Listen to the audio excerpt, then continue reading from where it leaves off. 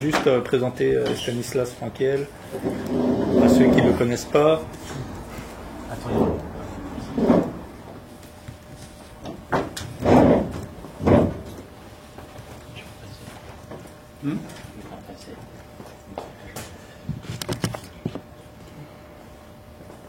Donc Stanislas Frankiel, maître de conférence à l'UFR STAPS de l'Université d'Artois à Liévin depuis 2015. Membre du laboratoire Sherpa et co-directeur de la collection Liens sociaux et vulnérabilité aux éditions Artois Presse Universitaire. Et il est aussi, il anime un canal sur YouTube qui s'appelle Temps de Sport Histoire. Et il fait beaucoup de vulgarisation scientifique sur les réseaux, dans les prisons. Ouais, d'ailleurs, vous vous abonner, c'est gratuit. Et donc, merci. Jonathan, est-ce que vous voyez l'écran Doctorant STAPS à Orsay, un ancien un gars qui revient dans son alma mater. Déjà, ça va être compliqué d'être aussi brillant que Dominique. Je vais essayer, et je vais essayer de vous intéresser un petit peu à. Mais je sais, déjà, je vous remercie toutes et tous d'être là. En plus, je connais quand même des visages, ça me fait plaisir de vous revoir, de vous rencontrer, de revoir Sédir, de se revoir. On s'est vu à l'Institut du monde arabe pour l'hommage à Rachid Mekloufi. C'est pas bon de le dire. C'est pas bon de le dire. C'est dire qu'on fréquente des réseaux. Ouais, mais donc, déjà, c'est une émotion aussi de revenir à Orsay, où j'ai fait pas simplement ma thèse, mais toute ma formation de 2000 à 2009, où j'ai enseigné en tant qu'allocataire de recherche, moniteur, puis à terre, de revoir Claude, de rencontrer toute l'équipe aussi maintenant de sciences sociales au STAPS Orsay, sociologie d'histoire, ça me fait vraiment plaisir et je suis content de revenir, ça faisait 10 ans que je n'étais pas revenu. Alors, moi, je vais vous présenter peut-être une partie de mon ouvrage. Donc, c'était une thèse de doctorat soutenue ici en 2009, donc sur l'histoire des footballeurs professionnels algériens en France. Une thèse donc, que j'ai transformée en ouvrage qui va circuler à Artois Presse Université. Donc, la thématique du cours, c'est la professionnalisation des footballeurs algériens en France, 82, pardon, 88.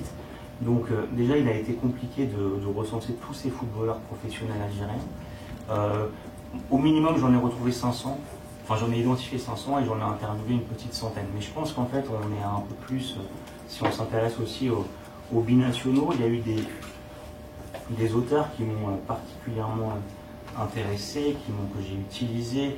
Alors bon, bien sûr, il y a eu les travaux de Claude sur l'Afrique et la planète foot. Un Claude qui a été mon enseignant, mon prof, avant de devenir un ami. Mais il y a eu bien sûr les travaux d'Abdelmalek Sayad. Donc Sayad, notamment sur les 3 âges de l'immigration algérienne en France. Et puis, en fait, je suis parti de ces 3 âges, si vous voulez, pour arriver à faire une forme de découpage. Où il m'a fallu essayer de comprendre un peu ces migrations sportives de ces footballeurs algériens en France, des années 1930 à nos jours. Et donc, j'ai essayé déjà de trouver, de faire un découpage un peu arbitraire entre d'abord les migrants sportifs, c'est-à-dire ceux qui quittent un club algérien pour un club français.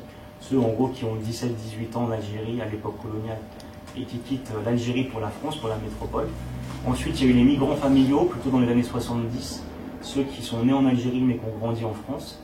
Et puis, il y a eu ceux que j'ai appelés les nés en France, tout simplement. Et là, c'est les binationaux, si vous voulez. Et là, depuis les années 80, en France, en tout cas, c'est le triomphe des binationaux, à la fois dans le championnat de France, mais aussi en équipe nationale algérienne. On voit une montée en puissance de ces binationaux. Il suffit de reprendre les stats à la Coupe du Monde de 2014 où 90% de l'effectif algérien était composé de joueurs nés en France. Donc là, je vais plutôt m'intéresser ici, vous parler des migrants sportifs, plutôt après l'indépendance de l'Algérie. Avant l'indépendance, je vais parler le joueur le plus emblématique de l'équipe du FLN, c'est Rachid Mekloufi, mais après l'indépendance, il y a d'autres joueurs qui sont connus et d'autres moins connus, qui ont rejoint le championnat de France, puisque moi, tu parlais de la définition d'une élite. Pour moi, l'élite, il a fallu un moment trancher. Pour moi, l'élite, c'était les joueurs de première et de seconde division. D'accord. Tous les joueurs qui ont joué en première et seconde division, au moins un match, voilà, au moins une saison, pour moi, faisaient partie de cette élite. Alors, la conjoncture, c'est 82-88. Pourquoi? Parce qu'on va voir que 82, c'est le fameux mondial espagnol qui a réuni le Cameroun, Claude, et l'Algérie. Et 88, c'est les émeutes d'octobre 88 qui va plonger le système étatique, le FLN, l'État FLN, dans une crise profonde et qui va ouvrir momentanément sur une ouverture démocratique. Et donc, c'est un moment charnière. Hein. À l'issue de ce moment charnière, il y aura une décennie noire très longue d'une dizaine d'années. Une décennie noire, donc 10 années de terreur. Bien. Moi, ce que je voudrais surtout vous parler de ce que Sayed appelle des variables d'origine et des variables d'aboutissement. Dans un de ses articles, dans les 3 âges de l'immigration algérienne, les variables d'origine, tout simplement, c'est les variables de départ, en fait. C'est les variables, pour le citer, hein, la position que l'immigré occupe dans son groupe d'origine, l'origine géographique, sociale, les caractéristiques économiques et sociales. D'accord? Et les variables d'aboutissement, c'est plutôt très simplement le statut d'immigré sportif. Qu'est-ce qu'on devient en fait quand on arrive, les conditions de vie, le travail, l'habitat. D'accord? Un petit mot sur le contexte. Si on se replonge dans les années 50, c'est l'objet de mes recherches, puisque j'ai retrouvé une trentaine de footballeurs professionnels algériens qui avaient joué donc en France avant l'indépendance de 62, et parfois des joueurs très vieux, puisque certains avaient joué, j'ai quelques exemples, un que j'ai retrouvé qui avait joué au Havre en 1938, donc on était en 2006. Il y a quand même des constantes, surtout ensuite dans les années 50, il y a l'espoir d'ascension sociale, évidemment, conquérir une improbable ascension sociale en métropole. La métropole s'avérera pour tous être une expérience émancipante. Hein. Pour tous, hein, ça a été vraiment une libération de venir en métropole, mais on note quand même des différents vecteurs d'acculturation à la langue du dominant, à la langue de l'européen, quelque part à la langue du français. Donc déjà, tous ces footballeurs avant l'indépendance qui vont partir ont été scolarisés, et ils parlent bien français. Ils ont des loisirs occidentaux comme le football. Ils se sont inscrits dans des clubs algériens avant de partir. Ça veut dire que le mythe du footballeur autodidacte n'existe pas. Ils sont tous passés par des clubs socialisants, alors que ce soit des clubs musulmans ou des clubs européens d'Algérie qui étaient plus richement dotés. Certains sont partis, et ça a été une surprise aussi, faire des voyages en métropole pendant ou avant la guerre d'Algérie. Donc grâce à leur club, étaient organisés des séjours footballistiques, si vous voulez, et culturels en métropole. Puis bien sûr, il y a l'engagement dans les clubs d'élite en Algérie. Il y a aussi chez eux, tous ceux qui vont partir, cette volonté de quitter un contexte politique de plus en plus tendu, hein, avant même le déclenchement de la guerre, mais aussi de fuir une oppressante autorité patriarcale, hein, traditionnelle, où d'ailleurs le football était vu comme un club de voyous. Et avant qu'ils commencent à gagner de l'argent, parfois depuis l'Algérie, ils n'étaient pas bien, comment dire, c'était pas un sport qui était reconnu, en tout cas dans leur milieu familial. D'accord? Donc je vous ai parlé de Rachid Nekloufi tout à l'heure. Voilà, j'avance un petit peu dans le diaporama. Donc dans mon introduction, voilà. En tout cas, on peut retenir que des joueurs comme Rachid Nekloufi, qui va gagner plusieurs Coupes de France, plusieurs championnats d'Algérie, constituent une élite reconnue en France, avant et après 62, et que en fait, ils vont quand même très peu, ils vont pas vivre évidemment le quotidien des 300 000 travailleurs immigrés algériens, les ouvriers, les OS. Eux, ils vivent une confortable situation, ils vivent de leur passion, des confortables salaires, conditions de vie. La moitié des footballeurs de l'équipe du FLN, moi j'ai rencontré la quasi-intégralité, se marient avec des Françaises. C'est donc la possibilité de conquérir vraiment une ascension sociale vraiment très claire. Très peu de discrimination écrite et orale. Voilà. Il y en aura quand même avant et après 62. Mais c'est quand même un rêve éveillé que vivent quand même la plupart de ces footballeurs, et c'est le chapitre 3 de mon livre. Hein. Je détaille vraiment tout cela. Alors, si on s'intéresse un petit peu à ce qui va se passer après 62, Il y a quelques images, je vous parlais de confortable ascension sociale, de train de vie aussi, d'équipiers, d'amitié, de camaraderie dans les clubs métropolitains. On voit que 1962, c'est vraiment l'année de l'indépendance. L'indépendance, donc je ne reviens pas trop sur le contexte, les anciens footballeurs de l'équipe du FLM vont, certains pour les plus jeunes, avoir la possibilité de revenir jouer en métropole ou en Suisse, mais surtout en métropole, en France. Les autres, les plus âgés ou ceux qui veulent revenir en Algérie vont être fonctionnalisés, un confortable train de vie aussi.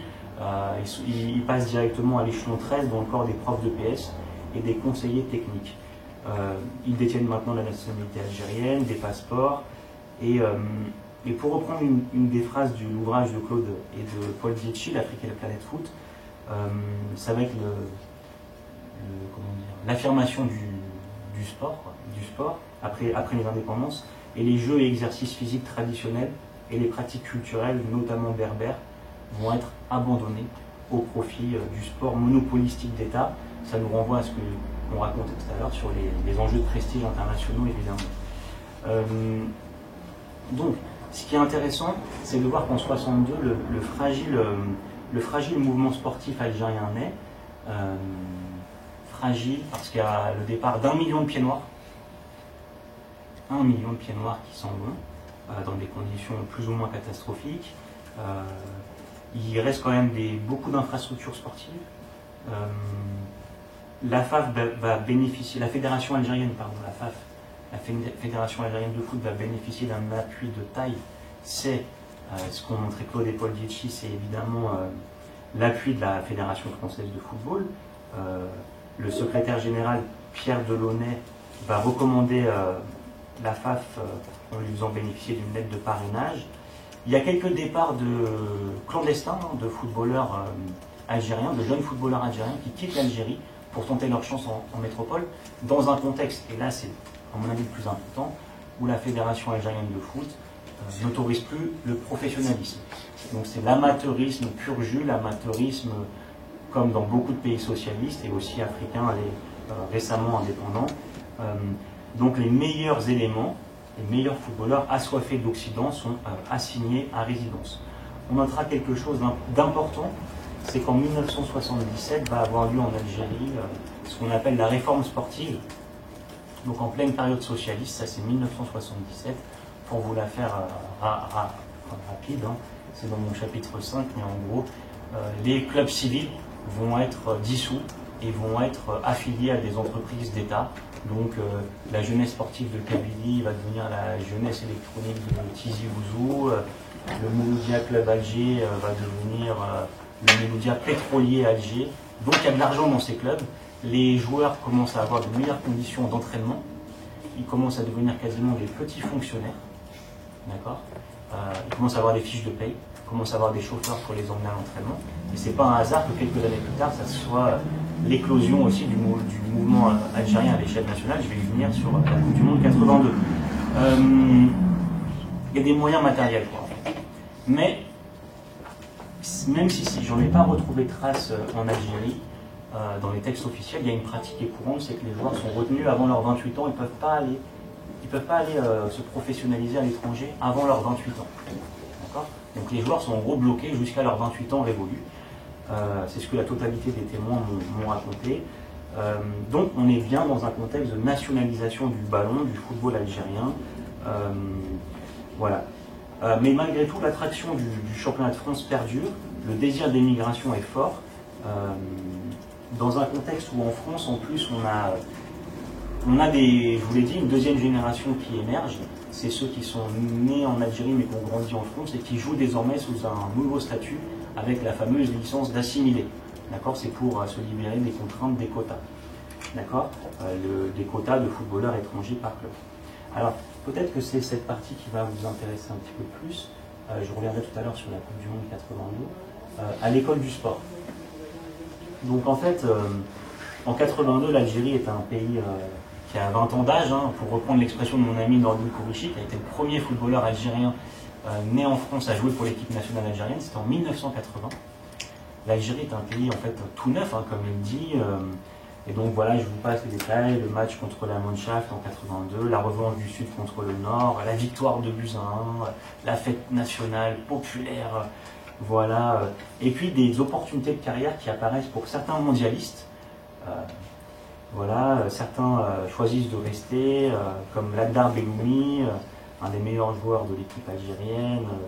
Mais contre toute attente, le président de la République algérien de l'époque, Chadli Benjedid, va autoriser certains footballeurs à se professionnaliser en France. Alors, moi j'ai les détails, les footballeurs m'ont raconté les coulisses de cette réception après le Mondial 82. Il y a un footballeur, Salah Assad, qui prend son courage à deux mains, qui va voir le président, mais enfin, président, laissez-nous partir, on pourrait donner encore plus au pays, laissez-nous partir. Et le président qui répond, bah écoutez, vous voyez ça avec le ministère de la Jeunesse et des Sports, hein, pas avec la fédération, avec le ministère, mais ça doit se faire dans de bonnes conditions, entre guillemets, l'Algérie ne doit pas y perdre. Alors qui sont ces footballeurs qui vont partir en fait après 82 donc voilà, qui sont-ils? Alors ils sont nés à la fin des années 50, ils grandissent dans un milieu modeste. Alors là je vous parle par exemple du père de Rabah Madjer, Salah Assad, j'y reviendrai tout à l'heure. Leur père, donc ils sont une dizaine, hein, c'est un petit groupe d'une dizaine de sportifs. Leurs pères sont pauvres, enfin sont voilà, sont familles pauvres, nombreuses. Leurs pères sont des dockers, commerçants, fermiers, forestiers, petits fonctionnaires. En moyenne, ils ont 7 frères et sœurs. Quotidien difficile dans les quartiers populaires d'Alger. Logement étroit, pas assez de lits hein, pour toute la chambrée. Et donc là, ça, c'est vraiment le chemin vers l'excellence que j'ai noté, qui est assez classique. Donc c'est des débuts dans la rue, comme à l'époque coloniale, une signature d'une première licence, un abandon sportif de la scolarité, un surclassement, un recrutement dans un club de haut niveau, favorisé par la réforme dont j'ai parlé en 77 avec enfin des moyens, d'accord, l'appel sous les drapeaux, évidemment, et la sélection en équipe nationale. Le championnat de France est toujours considéré comme un Eldorado sportif pour ces joueurs ambitieux qui goûtent en Algérie aux joies du semi-professionnalisme. Mais l'ancienne métropole est jusque-là inatteignable. On voit qu'ils ont tous en commun la maîtrise de la langue française. Voilà. Alors ils ont eu souvent, soit ils ont déjà avant 62, ils ont eu des profs français, et puis surtout il y a eu beaucoup de coopérants français après 62.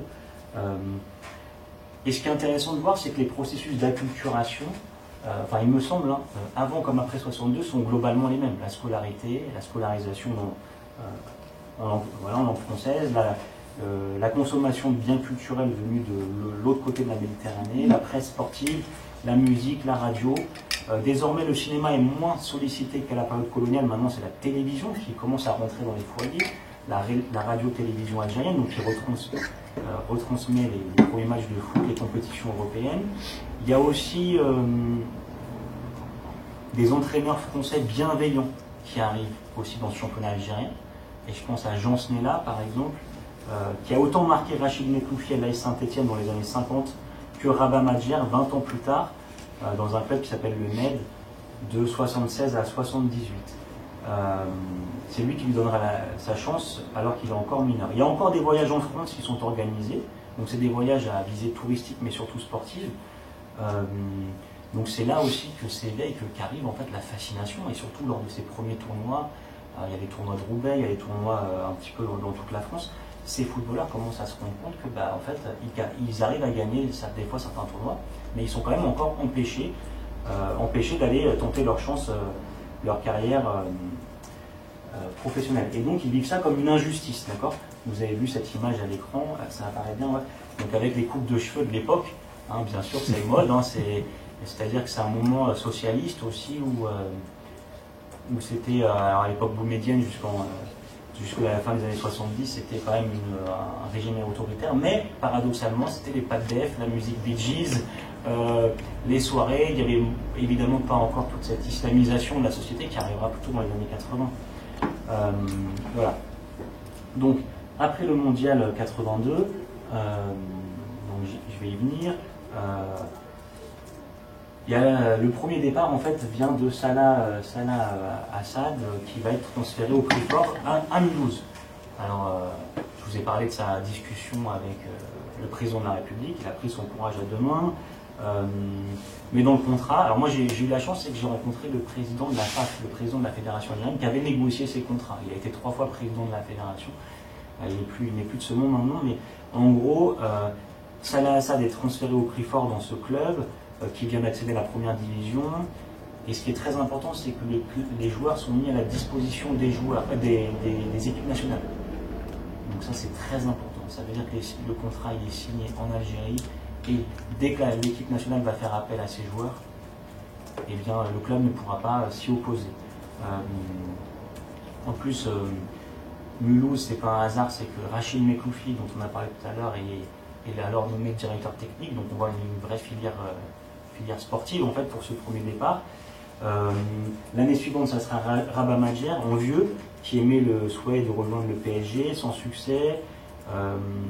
Finalement, il va signer au Racing Club de Paris en seconde division. Alors, il y a aussi d'autres joueurs qui ont plus de 28 ans et qui parviennent à quitter l'Algérie sans dérogation. D'accord, ils ont plus de 28 ans, donc en haut à gauche, pardon, au milieu, donc en haut à gauche, pardon, il y a le portier Mehdi Serba qui est décédé, qui est parti à Montréal. Si on reste au milieu en haut, Ben Saoulatej qui s'engage au Havre, voilà.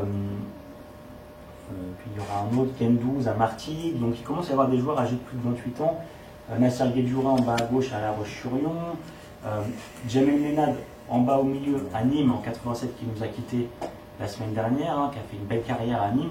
Bien, donc en fait ce qu'il faut juste retenir, c'est que ces transferts se font sous tutelle politique et fédérale. C'est pas, faut comprendre qu'à ce moment-là, moi j'ai travaillé sur le monde des agents sportifs, la création de ce métier. À ce moment-là, les agents sportifs classiques ne rentrent pas en jeu. Là, c'est clairement négocié avec le président de la fédération, avec l'accord en fait des autorités politiques, quoi, des ministères. Il arrive quand même, et ça c'est intéressant, qu'il y ait encore des joueurs qui quittent l'Algérie sans autorisation de la fédération algérienne. Par exemple, ce joueur en bas à droite, Rabat Djenadi, que j'ai rencontré, qui s'engage à Istres sans l'accord de son club, qui était le plus grand club de l'époque, la JSK, devenue la jeunesse électronique de Tizi Ouzou. Donc sa migration clandestine est difficile à vivre. Pourquoi? Parce qu'il y a les clubs français qui calculent combien on va le payer, la difficulté d'obtenir une carte de séjour d'1 an, le harcèlement et les menaces de son club kabyle, qui vient chez lui, qui débarque, qui menace ses parents, le silence de la fédération algérienne, qui ne lui délivre pas le certificat international de transfert. En plus, il a été blessé, donc sa longue rééducation, son salaire réduit de moitié, donc il lui faut attendre 1 an avant officiellement de démarrer sa carrière professionnelle. Et d'ailleurs, il ne jouera qu'une seule saison professionnelle en France, déjouant les statistiques, puisqu'en moyenne, la carrière professionnelle de ces nouveaux migrants sportifs dure 4 ans. Alors, la grande question maintenant, c'est comment ça se passe vraiment la découverte de ce professionnalisme dans l'ancienne métropole. Alors, je vous ai mis une belle photo de Rabat Madjer devant la Tour Eiffel. Donc là, voilà, il vit son rêve, il est enfin au Racing Club de Paris. Donc, c'est un moment aussi charnière dans l'histoire du football français, mais vous le savez, c'est l'apparition des nouveaux présidents du club qui a bien mis en évidence l'historien Alfred Wahl. Donc c'est les présidents vedettes, les Borrelli, Tapie, Afelou, hommes d'affaires fortunés, qui sont plutôt qui viennent des médias, Lagardère, d'accord. Alors, ces joueurs, en fait, ce qu'il faut bien retenir, c'est que l'intégration dans ces clubs français s'avère délicate. Après l'accueil souvent très agréable des supporters de la communauté algérienne en France, les retrouver avec les équipiers, l'installation dans un hôtel, dans une maison, les billets d'avion, la mise à disposition de véhicules, l'euphorie retombe. Pourquoi? Parce qu'il y a des privations diététiques. C'est pas une question aussi du ramadan qui est globalement tolérée, mais c'est plutôt la concurrence, l'exigence du professionnalisme, la sensation d'être seul. Souvent ils arrivent célibataires, ils ne sont pas tous mariés quand ils arrivent. Malgré tout, il y a une solidarité communautaire qui peut faciliter leur acclimatation avec des footballeurs d'origine algérienne qui sont souvent dans leur club. Il y a une solidarité, il y a des supporters qui peuvent être là, qui peuvent mettre le pied à l'étrier. Ces footballeurs découvrent aussi de nouveaux loisirs. Le tourisme, le cinéma, les concerts. mais ils savent qu'ils doivent quotidiennement être vus, de marquer des buts. En fait, on avait cette expression déjà il y a 15 ans dans le labo à Orsay, c'était en gros, tu as intérêt à marquer des buts pour rester en France, pas marquer des buts pour gagner sa vie. En fait, c'est ce que disait Sayad, c'est que l'utilité est d'abord, le numéré est d'abord une force de travail. Une force de travail qui doit être utile et qui est révocable à tout moment. Ces footballeurs-là ont des contrats assez courts. Donc ils n'ont pas le choix. Et puis globalement, ces footballeurs-là croisent peu les vedettes de première division, que sont les Moustapha Dallet qui joue au PSG, qui sera capitaine par exemple, ou Nordin Kourichi qui est à Lille puis Bordeaux, d'accord. À l'exception d'un joueur qui est Jamel Ménade, qui va vraiment s'affirmer dans le championnat de France, on voit que leurs carrières sont en demi-teinte et ne durent pas en métropole. Souvent les non-reconductions de contrat, les blessures persistent, et puis surtout il y a un truc qui est très énervant et qui va empêcher leur acclimatation en France, c'est quoi? C'est que l'équipe nationale va beaucoup les solliciter. Et donc ça rend fou de rage les présidents des clubs, et je vous donnerai juste un chiffre. Entre 1982 et 1986, il y a 74 matchs. En 4 ans, il y a 74 matchs internationaux qui sont organisés par l'équipe d'Algérie. Donc forcément, ces footballeurs-là vont faire que des allers-retours. Et donc forcément, le public va commencer à les prendre en grille parce qu'ils ne sont pas là, comme Assad au PSG. Donc il y a des tensions qui arrivent.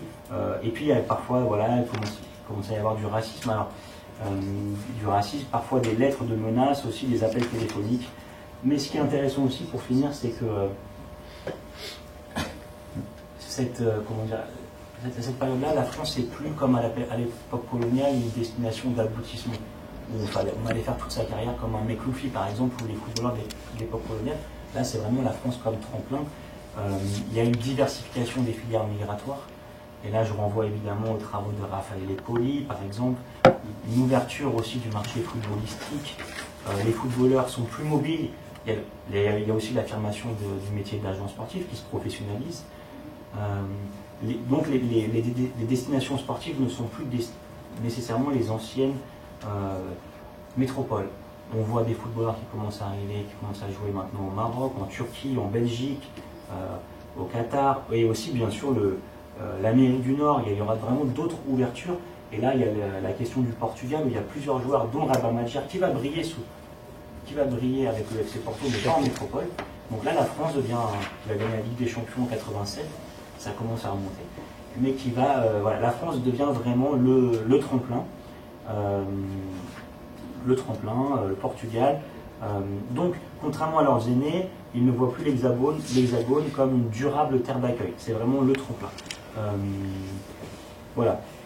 Progressivement, on voit que les performances, là on arrive 86-88, échec à la Coupe du Monde 86, une génération vieillissante commence à plier bagage, tous ceux que j'ai cités. Ils abandonnent le professionnalisme en France. Il commence à être compliqué de venir faire carrière en métropole, dans l'ancienne métropole, pardon. La question des visas se durcit, la question de la décennie noire évidemment qui arrive, du niveau football, le retrait de l'État, très important qu'on verra je pense aussi au Cameroun à la fin des années 80, le retrait financier de l'État, la fin de la réforme sportive si vous voulez, fait que le niveau du championnat algérien va commencer à baisser. Un durcissement aussi, je pense, du côté des clubs métropolitains, des clubs français. Le fiasco des Verts à la Coupe du Monde 86 font que les recruteurs vont commencer à se tourner vers de nouveaux championnats, le Cameroun, le Sénégal, la Côte d'Ivoire, et donc les migrants sportifs algériens vont progressivement s'effacer des clubs professionnels avant de revenir, mais plutôt sous l'angle des binationaux. Et là, je vous ai parlé de l'explosion. On n'arrive plus à les compter maintenant, en fait. Et maintenant, c'est même plus des binationaux, c'est des trinationaux. À savoir pour quel pays ils vont jouer. Et Seguir a un peu aussi travaillé là-dessus. Voilà, Belgique, Maroc, Algérie, ils ont le choix, en fait. Alors, en conclusion et perspective, moi, ce qui me semble intéressant de revenir, c'est que le désir d'exil, avant comme après 62, il a toujours existé, en fait, de tous ces footballeurs migrants sportifs. Bon, il est créé évidemment par l'absence d'avenir dans la société de départ, l'existence de filières sportives, la proximité géographique entre les deux pays, le fait qu'il y ait des filières qu'il y ait des cadres étatiques fédéraux, des facteurs sociaux, des facteurs culturels, c'est très important, je vous en ai parlé. Et puis, enfin, j'ai essayé de faire ce que je peux pour essayer de répondre finalement à la thématique du séminaire, mais pour questionner. Enfin, moi, j'ai beaucoup fait des entretiens type récit, mais pour questionner en fait finement la question du racisme, il faudrait mobiliser d'autres archives, très clairement. La presse française, sportive, généraliste, algérienne, de nouvelles sources, les vidéos de l'INA, évidemment. Il y a quelque chose qui m'a marqué aussi, si vous voulez, pour parler du racisme, je vous ai mis une photo de cette nouvelle équipe algérienne composée beaucoup de binationaux, c'est qu'on pourrait supposer, en fait, vis-à-vis de tous les stigmates qui pèsent sur les immigrés algériens, et dont a si bien parlé Sayad, puisqu'il parle, il parle des enfants du péché, hein.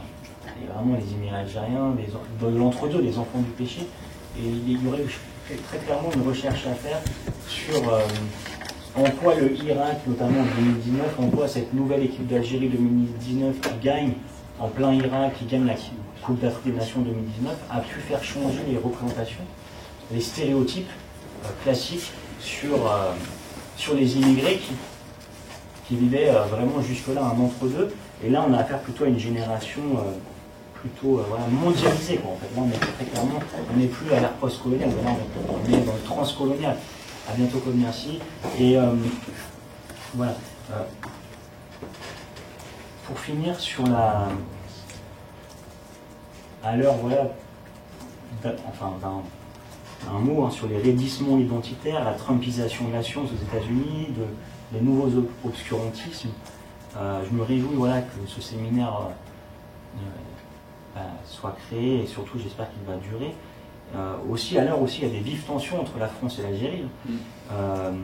Moi, il me semble très important de réfléchir quand même à la circulation de nos recherches, l'utilité de nos recherches, pardon, la circulation des savoirs, lutter contre la biologisation du social, tout ce que fait Benoît aussi, tout ce que vous faites, l'idéologie de l'inégalité des performances, le déterminisme racial et environnemental. Mais moi, ce qui me semble important, c'est aussi de le faire savoir.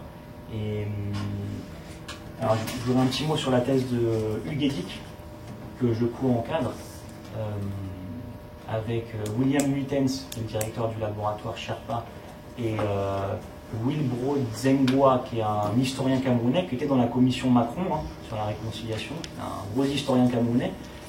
Claude Clément est dans le COS de mon étudiant, donc lui il travaille sur, vous avez sans doute entendu parler de ce phénomène, la fuite des sportifs lors des compétitions en Occident. Et les sportifs qui s'échappent, qui sont à Glasgow, à Sydney, à Paris, hop, on ne les voit plus. Ils ne rentrent pas avec leur délégation. Et donc Hugues Edic, qui est à l'écran, s'intéresse à il retrouve des anciens sportifs camerounais, hommes et femmes, et c'est très difficile d'obtenir leur parole parce que, alors certains sont revenus au Cameroun, d'ailleurs sans grande menace, ce qui aurait été inconcevable à l'époque des années 60, à l'époque de la nationalisation du sport. Certains ont pris des postes dans l'administration, dans le sport, mais c'est tabou. Certains ont refait leur vie, d'autres se sont mariés, d'autres ont été, j'ai eu des témoignages avec sa thèse de sportifs qui ont tout quitté, qui ont été pendant des années des clochards en France avant de relever la tête de l'eau. Donc c'est passionnant. Et donc lui il se focalise sur les sportifs et les sportifs camerounais.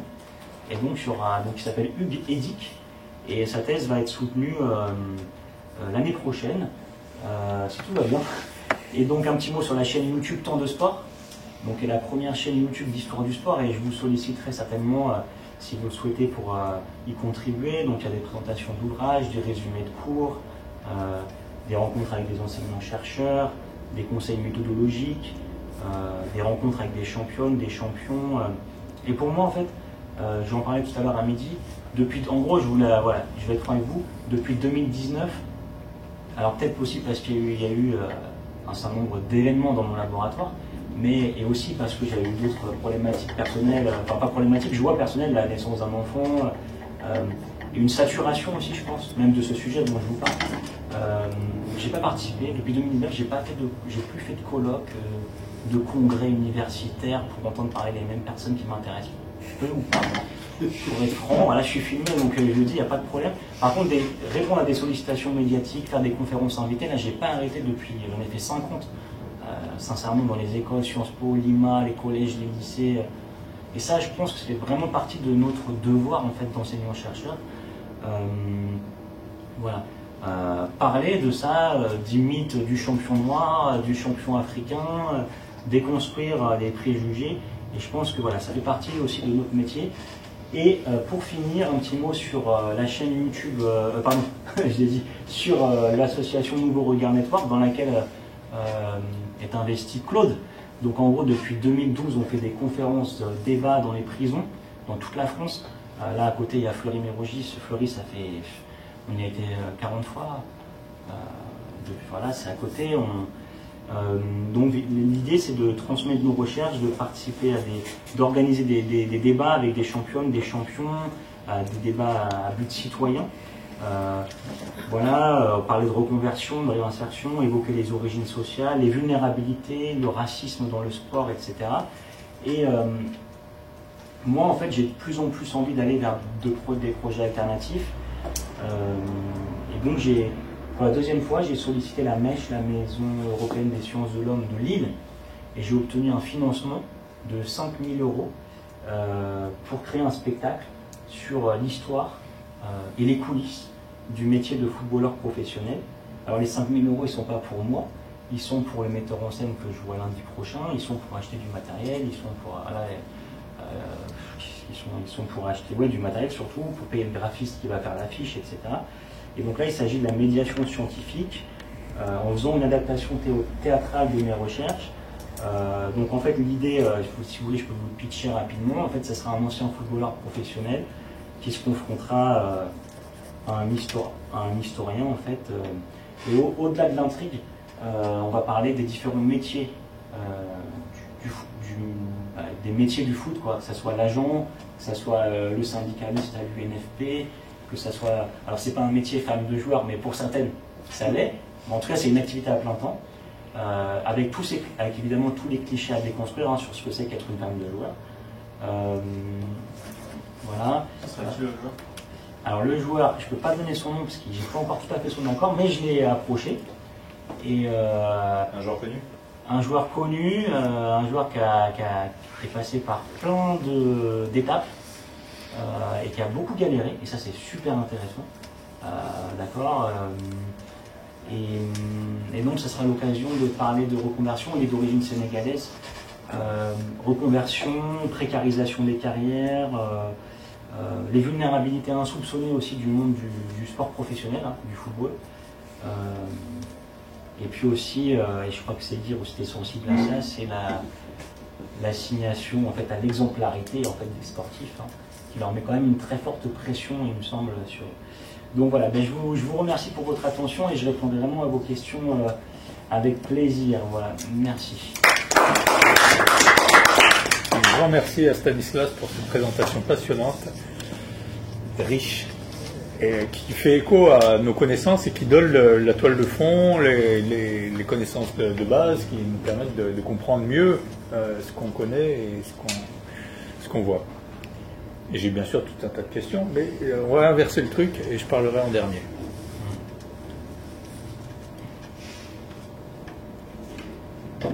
Mais je suis assez surpris que ce n'est pas vraiment une question, c'est une question peut-être réclamation, mais que tu n'aies pas parlé de Oudjani et de sa trajectoire, notamment dans le milieu ouvrier, parce que là il y a une conjoncture à la fois qui serait d'ordre salarial, d'ordre du travail, et à la fois aussi une trajectoire qui serait une trajectoire classique d'un migrant qui vient d'Algérie. Et ne serait-ce que parce que aussi Marion Fontaine avait écrit un papier justement sur Oudjani et sur comment lui, justement, en tant que migrant, incarnait beaucoup plus les valeurs de la condition ouvrière, notamment du bassin minier, que ne le faisaient, par exemple, souvent les enfants issus d'autres immigrations. Donc en fait, ça revenait aussi à aussi concevoir comment finalement une trajectoire migratoire peut rentrer aussi en concurrence avec d'autres trajectoires migratoires que comment se joue le principe d'intégration. C'est-à-dire que Marion Fontaine, justement, ce qu'elle démontrait, c'était que Oudjani incarnait beaucoup plus le milieu ouvrier, alors qu'il n'était pas ouvrier, mais qu'il véhiculait par sa trajectoire, par son ethos, mais son origine, voilà, la pugnacité, des choses qui sont très proches à un milieu qui serait un milieu justement de dominer dans un système colonial. Et contrairement aux autres migrants, enfin, enfants de la migration issus d'origine polonaise, qui eux ont quand même vécu un long processus d'intégration, qui ont vécu aussi le parcours à l'intérieur de socialisation à travers le milieu ouvrier, et qui finalement n'incarnent pas ces valeurs. Comment on a une opposition dans ce cadre-là entre le nouveau migrant qui est un peu bêtement, pas bêtement, mais concurrencer en quelque sorte l'imaginaire, le régime des valeurs d'un espace social. Merci. C'est dire, c'est passionnant. Ouais, j'en ai pas parlé, évidemment, parce que j'ai vécu sur après 62, mais effectivement, la trajectoire d'Ahmed Oudjani, parce qu'en fait, pour celles et ceux qui ne savent pas, la famille Oudjani, il y a 3 générations de footballeurs professionnels, donc ce qui est très rare, hein, enfin, à ma connaissance, sur 3 générations, il y a... Les Maldini, les Bousquet. Ouais, sur 3 générations. Ouais, ok. Alors moi, Marion Fontaine a fait un papier sur les Oudjani. Alors, je pense qu'il y a des choses qui... Enfin, je ne sais plus si tu en as parlé, mais la fidélité au club, je crois que c'est quand même un élément important sur la question de l'intégration. Et la fidélité au club avant et après l'indépendance, et pas n'importe quel club, un club qui mythifie ses racines ouvrières, et qui est une invention, en plus, le club de Lens, c'est Lens 1904, c'est un club bourgeois à la base, hein, d'accord, mais qui met en avant ses racines ouvrières. Sur Oudjani, il y a aussi tout un attachement à la ville. Enfin, ce qui me semble. Et le fait que le fils aussi, Chérif, ait joué pour le même club, et puis il fait une carrière aussi dans le Nord à Dunkerque, et que le petit-fils ait été formé au RC Lens, je crois que ça nous montre bien à quel point, on voit bien la sensibilité, la difficulté de définir aussi ce que c'est que l'intégration, le racisme. D'ailleurs, Ahmed Oudjani avait un surnom, c'était Médo. Alors Médo, il fréquentait les troquets de la ville, il était connu, reconnu, mais il y a quelque chose qui est fondamental, et ça renvoie à ce que je disais sur marquer sa vie pour marquer des buts pour gagner sa vie, c'est que c'était le canonnier, le buteur. Et avec un joueur qui est hyper performant, le plus performant encore aujourd'hui, c'est le meilleur buteur de l'histoire du RC Lens, ex aequo. Donc on ne se pose plus la question de l'intégration. Il fait partie des nôtres, il marque, et il est des nôtres, quelle que soit son origine. Et vous voyez bien que ça va commencer à ressortir la couleur de peau, l'origine, la religion, au moment où se pose la question des performances. Mais pour Ahmed Oudjani qui construit sa maison durablement et qui s'installe à Lens et qui est parti du terroir, et qui ensuite va devenir éducateur au club, bon, il fait partie maintenant du territoire. Et il y a une tribune Ahmed Oudjani à Bollaert. Donc il y a une question aussi qui, je pense, qui est fondamentale dans la question de l'intégration, c'est celle du mariage mixte. Il faut se marier avec une Française. Et je me souviens de Pierre Lanfranchi, qui est un des plus grands historiens du foot, qui m'avait dit, avant que je rédise, pendant que je rédigeais ma thèse, ou je ne sais plus, ou juste après, qui m'avait dit ce qui est très intéressant, c'est les stratégies de ces joueurs, les stratégies matrimoniales. Les stratégies matrimoniales, par exemple, un Kader Firoud à Nîmes, moi ce que je ne savais pas, c'est ce que Pierre Lanfranchi m'a appris, qu'est-ce qu'il fait? Le plus malin de tous. Est-ce qu'il va se marier avec la fille de l'entraîneur? Non. Il se marie avec la fille du président. Il est tranquille. Vous voyez? Donc, une Française. Les stratégies matrimoniales aussi ont permis à ces joueurs de vivre peut-être un peu mieux que d'autres cet entre-deux. Voilà. Et ce que j'ai remarqué, c'est que, en tout cas à l'époque coloniale, les footballeurs se mariaient plus avec des Françaises qu'après 62. Et souvent, ils se mariaient avec la provinciale dans le premier club dans lequel ils tombaient. Alors que ça soit Besançon, Annemasse, Albi, tu vois, donc les Monique, les Catherine, les Geneviève, etc. Voilà.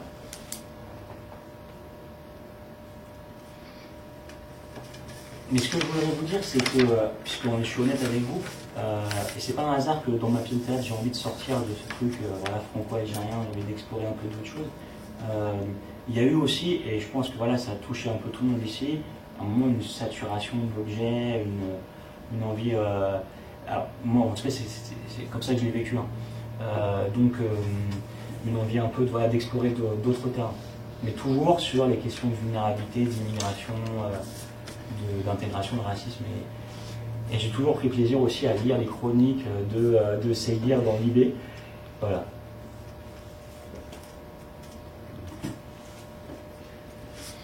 La parole tourne. Alors moi j'ai plein de questions, j'y vais parce que j'ai plein de questions et j'en profiterai aussi pour essayer de fourbement de remettre dans la boucle les questions que je te posais Dominique tout à l'heure. Alors là, je me pose une question qui en fait est un peu une marotte, mais c'est vrai que je comprends ta saturation et tout ça, donc je comprends complètement que tu me dises non ça me saoule et machin. Mais je me posais des questions et je me posais la même question pour Dominique. C'est-à-dire non pas seulement comment on en vient à travailler sur cet objet, alors ça doit te ramener beaucoup en arrière, mais surtout comment on s'y prend, parce que ce que tu construis, qu'on l'appelle comme on veuille, mais ça relève des formes de sociologie de la socialisation, on a parlé de carrière, on a parlé de trajectoire, comment on travaille avec ça dans la mesure où tu as ton matériau, alors j'ai vu qu'il y avait des archives et tout ça, j'ai pas lu ton bouquin mais je vais le lire, donc il y a des matériaux, il y a beaucoup d'entretiens, c'est-à-dire comment tu t'y prends pour travailler et pour atteindre ça, les trajectoires. Juste parce qu'on parle aussi à des doctorants, et c'est là où je deviens très fourbe. Et ça me posait la question sur comment, Dominique, comment on travaille sur les formes de construction élitaire d'une forme de domination, enfin, plutôt construction au sein de l'élite d'une forme de domination élitaire quand on tient une position qui est plutôt celle d'un dominé, même si c'est pas mais ça pose une question de comment on s'approprie nos objets de recherche. Et alors derrière il y a un enjeu sur comment on fait qui me turlupine mais qui est dans le bon sens, c'est-à-dire tous les deux vous nous parlez d'un champ scientifique, le nôtre. Est-ce qu'il existe des travaux, alors par exemple pour revenir à Stanislas, des travaux de sociologie, d'histoire algérienne, en Algérie, de ces trajectoires des joueurs algériens? Qu'est-ce que ça donne? Ou est-ce que tu es tout seul dans ton champ et il n'y a que les historiens du sport français que ça intéresse? Comment ça marche? C'est une question vraiment pure curiosité, hein. J'y connais rien du tout, et c'est la même question pour Dominique. Est-ce que c'est des questionnements qui existent par ailleurs? Est-ce qu'il y a une sociologie kenyane que je connais pas du tout qui s'approprie ce genre d'objet ou qui n'en fait rien justement, et c'est intéressant aussi qu'ils n'en fassent rien, ça peut être intéressant. Ça c'était ma première question. La deuxième question, mais tu y as répondu. Je trouvais ça intéressant, tout était intéressant, mais sur c'est pas comme ça qu'il faut l'appeler, mais ce capital racial, on va pas l'appeler comme ça, mais qui peut être aussi négatif. C'est-à-dire la position en France, comment ils sont perçus en France et à quel moment ça bloque. Et tu as donné plein d'éléments intéressants. Et je ne peux pas m'empêcher de faire revenir puisqu'on parlait, tu as commencé par Abdelmalek Sayad sur la question d'hystérésis. Comment est-ce qu'ils vivent cet habitus décalé avec l'univers dans lequel ils arrivent? C'est-à-dire, est-ce qu'il y a une forme d'entre-soi qui est maintenue? Est-ce qu'il y a une nostalgie, ou je ne sais pas comment... Tu ouvres la porte et tu te demandes, est-ce que ce que nous dit Sayed sur l'hystérésis, ça marche pour les joueurs de foot aussi, ou qu'est-ce que ça nous dit de leur trajectoire? Et alors j'y vais plus profondément dans la question, c'est-à-dire, sans doute que tu le fais dans ton bouquin, mais c'est pour en discuter, sur les formes de socialisation, en tout cas si on prend la sociologie des carrières, la question du comment ils s'engagent dans le métier, comment ils y restent, comment ils le quittent. Ces grands moments parce que j'imagine qu'il y en a plein d'autres qui quittent très tôt et dont on n'a plus trace et qui abandonnent avant de passer. Comment on se maintient dans un métier comme celui-ci quand on a la trajectoire qu'on a? Alors il y a plein de bribes, mais en termes de sociologie de carrière, qu'est-ce que ça donne? Est-ce que c'est spécifique aux joueurs de foot ou est-ce qu'on pourrait comparer? Et enfin mon dernier point, mais parce que Claude est parti, donc je pense qu'il t'aurait posé la question, je me fais 2 secondes le porte-parole de Claude, il l'aurait fait mieux que moi. À quel moment ça se structure le marché des joueurs algériens qu'on fait venir en France? Ça se structure avec des métiers, par exemple, comme tu disais, les agents. Ce qui est très intéressant, l'absence des agents et à quel moment ils apparaissent. Tu parlais des présidents de club. À quel moment, par exemple, ce que dit Raphaël Epoli sur les joueurs, la comparaison, sous cet article intéressant, là, sur la comparaison entre les filières de joueurs africains qu'on fait venir dans les clubs européens, comparé aux joueurs sud-américains, si je me souviens bien, et avec des filières qui sont organisées, mais aussi une façon de jouer qu'on va rechercher et qui, dans les clubs d'arrivée, focalise l'attention sur un type de joueur. À quel moment ça se met en place et quels sont les acteurs qui mettent ça en place en fait? C'est probablement pas seulement les agents, mais ils ont forcément un rôle. Donc comment ça se met en place? Donc voilà, j'avais plein de questions et notamment plein d'autres que je reprendrai si il n'y en a pas d'autres qui viennent, mais aussi pour Dominique. Mais je trouvais ça très intéressant pour ça. Oui, effectivement, en peu de temps.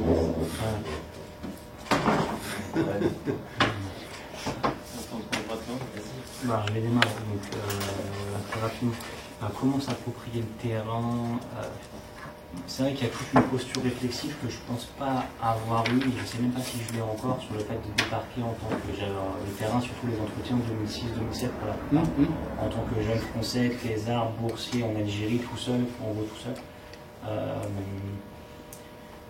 Pas musulman, je sais pas. Je ne peux pas théoriser, je ne peux pas te dire que ça s'est passé d'une manière ou d'une autre. Je sais qu'il y a eu beaucoup d'intérêt des sportifs, de répondre, des difficultés de leur part à comprendre que j'étais pas un journaliste. Voilà. En Algérie, pour te répondre sur la question des élites algériennes, ça a été travaillé notamment, mais pas sur le sport, par quelqu'un qui s'appelle Aïssa Kadri, qui a montré le clivage entre les élites arabophones et francophones. Il était prof à Nanterre. D'accord. Attends, juste sur le décalage, il est, à la période coloniale, il est immense le décalage, mais il est libérateur. C'est-à-dire que c'est la liberté, c'est la première fois qu'on leur dit monsieur, qu'on les appelle par leur prénom, qui sont reconnus. Ils rencontrent souvent en métropole des entraîneurs bienveillants, qui vont être comme des seconds pères, c'est ce que je raconte dans le bouquin, des présidents charismatiques, des seconds pères. Si tu veux, après 82, quand ils partent, il y a un décalage, mais il y a eu du temps qui est passé quelque part. Ils partent souvent plus tard, ils sont plus âgés, certains sont fiancés, d'autres, comme Nasser ont des enfants. Le décalage, c'est plus le changement de vie. Là, on est plus dans un côté, je te l'ai dit, France comme tremplin. Alors la question de la reconversion, elle est hyper intéressante et je pense que ça pourrait faire l'objet d'une nouvelle recherche, puisque là, j'ai qu'est-ce qu'on devient après? Moi, j'ai rencontré tout type de joueurs, des joueurs qui étaient devenus des clochards en Algérie, ou au contraire des joueurs qui ont su capter sur eux toute l'énergie sociale, tout le champ social, à Rachid Mekloufi, qui a tout capté sur lui, ancien de l'équipe du FLN, qui a tout pris, quoi. Même par rapport à ses copains, en fait. Donc, c'est-à-dire qu'il a pris du prestige. En fait, ça dépend aussi beaucoup du palmarès, ça dépend de la fidélité à un club. Tu vois, on parle des Oudjani. Il n'y a pas eu de problème de reconversion particulier. Ça dépend aussi du niveau d'études, du niveau de formation, de la capacité à s'entourer, à être aussi malin, à changer de région, de pays. Et pour finir vraiment rapidement, la mise en place des filières, en fait, elle est centenaire. C'est-à-dire qu'au moment où débarquent les premiers footballeurs musulmans algériens dans les années 30, tout comme les premiers footballeurs européens d'Algérie, donc c'est d'abord plutôt côte méridionale, le sud, Séguir, Toulouse, Marseille, qu'est-ce qu'il y a, Sète, bien sûr. Là, il y a des filières qui sont mises en place. Et il y a des filières, alors c'est pas encore officiellement des impresarios du sport, mais par exemple le papa de Jean-Pierre El-Kabache, qui est un riche négociant, donc juif pied noir d'Algérie, riche négociant, c'est lui qu'emmène Emmanuel Aznar, par exemple, qui fera les beaux jours de l'Olympique de Marseille, d'Algérie vers la France. Et c'est comme ça qu'en fait se met en place, c'est plutôt via, déjà c'est méridional au début, et c'est via des filières de commerçants en fait, entre les deux pays. Voilà. Merci. La question que tu poses, les questions que tu poses, on appelle des réponses à plusieurs tiroirs, et c'est dans quel ordre je les ouvre. Et en même temps, tout est très lié dans la question que tu poses. À qui on parle, pourquoi on fait ça et comment. En gros, et quelle sociologie on pratique quand on fait de la sociologie des clubs de golf un élément très pragmatique à poser, c'est que j'ai jamais été inscrit dans un laboratoire africaniste avec une direction de thèse, deux directions de thèse en fait, dont aucun n'était un spécialiste du continent africain et encore moins du Kenya. Bon. Et c'est pas du tout un hasard. C'est que mon objet, en fait, est un objet qui est construit par rapport à plusieurs blocs de littérature qui ne dialoguaient pas, en fait, auparavant. Qui est aussi au gré, en fait, des institutions que j'ai pu traverser.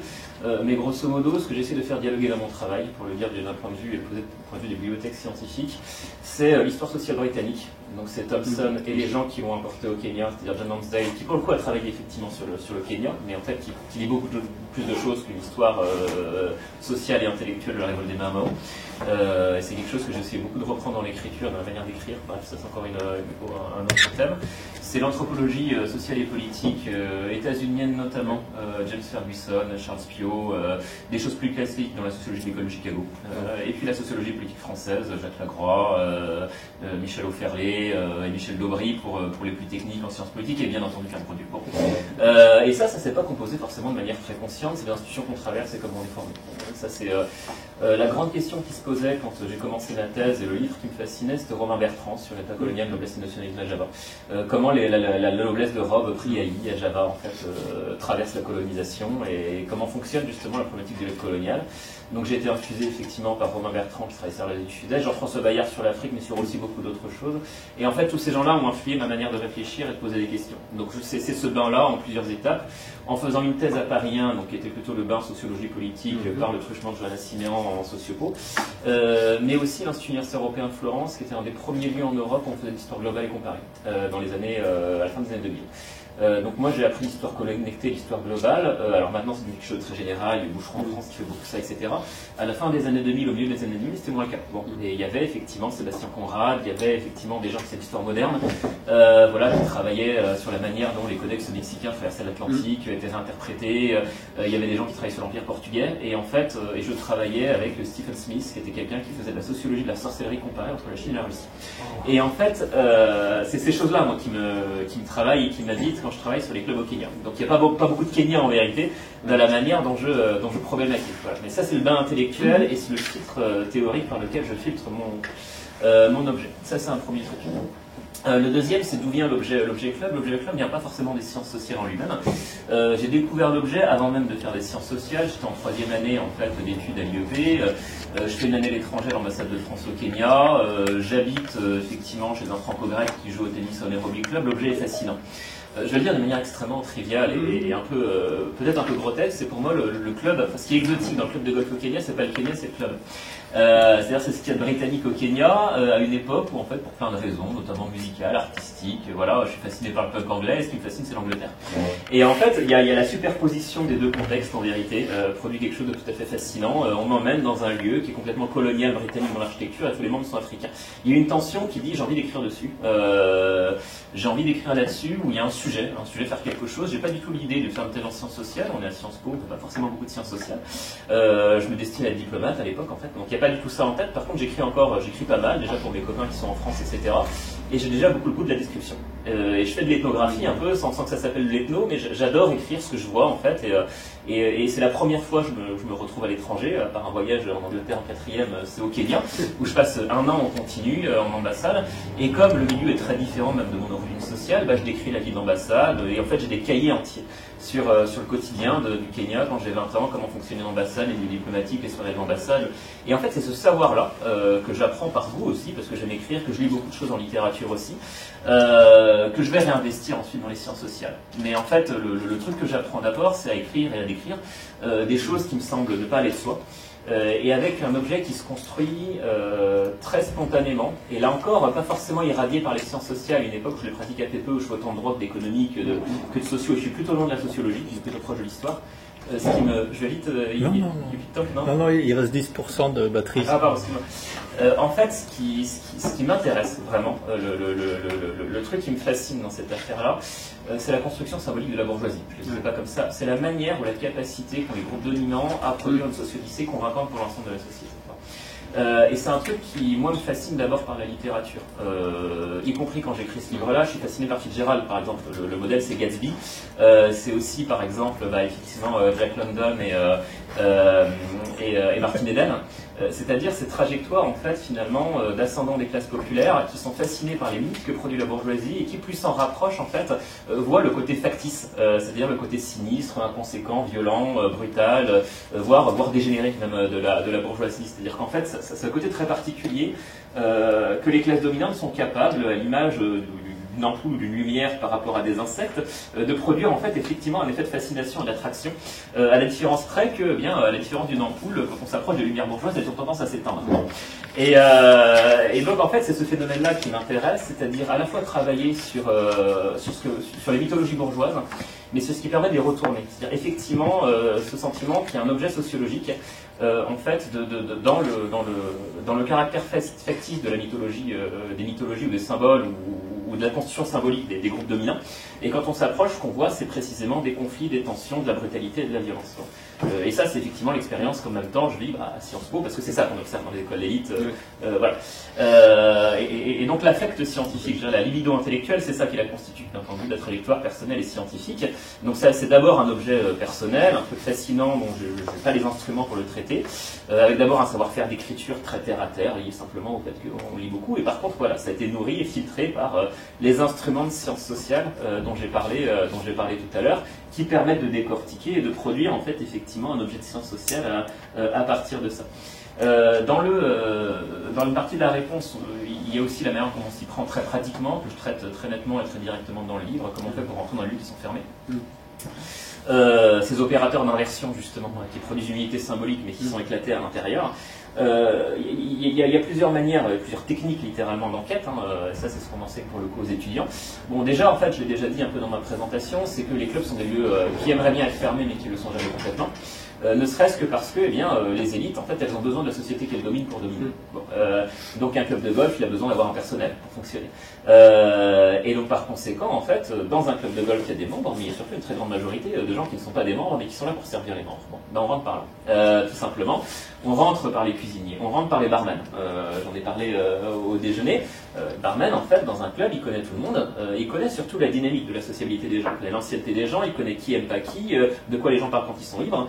Et il est capable de décrypter avec le même regard qu'un sociologue ce qui se joue dans l'espace de la sociabilité du club. Donc il faut rentrer par le barman, par les caddies qui écoutent les conversations, par le personnel de service par exemple. Et puis il y a des manières de rentrer sans être légitime, de rentrer dans les zones grises multiples que produisent les clubs. Parce qu'effectivement les clubs disent il y a des membres et il y a des non-membres, mais il y a aussi tout un ensemble de zones grises. Les sponsors d'un tournoi de golf, les journalistes qui viennent commenter par exemple. Ben, on arrive par le sponsor, on trouve qui est le sponsor, on passe un coup de fil, on envoie des mails, on rentre avec le sponsor par exemple. Les membres ont le droit d'avoir des hôtes. Bon, bah, sur 3000 membres, on n'est pas capable d'interdire à des gens de venir, donc on vient chaque fois avec un nombre différent. Bonjour encore moi. Puis au bout d'un moment, en fait, on arrive aussi à devenir membre de petits clubs qui ont des dispositifs de réciprocité avec les plus grands. Alors personne ne fait un mauvais usage de ça, mais nous on peut parce que c'est écrit dans les règles. Voilà. Et donc c'est comme ça que là encore on apparaît en fait dans des accords de réciprocité avec son droit qu'on a une fois par semaine de fréquenter le club, les clubs en vérité, avec lequel le sien a une réciprocité. Mais ça veut dire qu'on remplit sa semaine parce que tout simplement chaque jour on change de club et on se balade comme ça dans tout le pays en matatou et on arrive en fait comme ça à couvrir finalement un espace de sociabilité qui est censé être fermé mais qui en vérité est très ouvert. Voilà. Est-ce que j'ai répondu? Ah oui. Il y a un élément que j'ai pas de la question que j'ai répondu que partiellement. À qui on parle quand on fait tout ça? Est-ce qu'on parle à nos collègues kenyans? Bon, il y a une question de constitution et de production des champs scientifiques. Le Kenya a eu des universités intéressantes, puissantes en sciences sociales jusqu'en années 70. Pour des raisons politiques et économiques, ça a été ravagé par tout un ensemble de raisons. Donc les Kenyans et les Kenyanes qui ont une histoire d'anthropologie convaincante le font aux États-Unis et en Angleterre. Ça, c'est une chose qu'on peut dire très directement. Ça ne veut pas dire que si je traduis mon livre, ce qui est une intention, en anglais, au Kenya, je ne sais pas du tout comment il viendra reçu, mais je pense en fait que comme d'autres livres qu'on parle de mes livres, il sera mal reçu. C'est-à-dire qu'en fait, il sera lu par des gens qui se sentent en fait en vérité, non pas accusés, mais révélés dans quelque chose qu'ils cherchent à dissimuler. Et donc ainsi trahis par la parole qu'ils ont pu me donner, par exemple, qui a toujours été une parole équivoque, négociée de manière grise. Et là encore, sur la technique d'enquête, voilà, faire ce type d'enquête avec des formulaires de consentement, ça ne peut pas marcher. Je le dis de manière...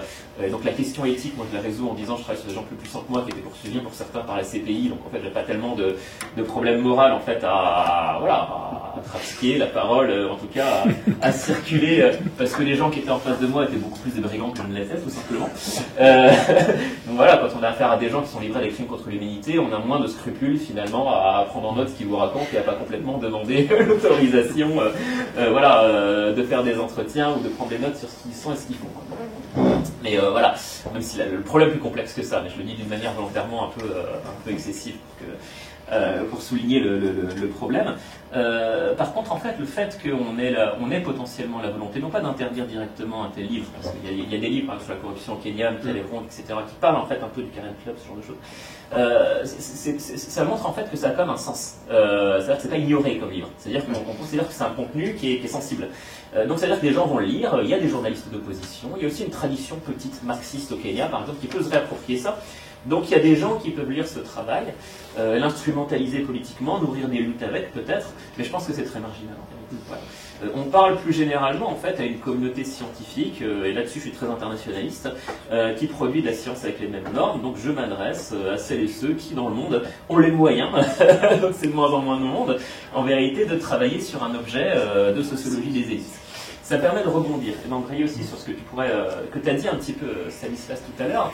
En fait, les sujets dont on parle sont des sujets globaux. C'est-à-dire que quand je parle ici des clubs au Kenya, du racisme dans les clubs, c'est pas un sujet kenyan, pas seulement un sujet kenyan. On est dans un moment où The Empire Strikes Back.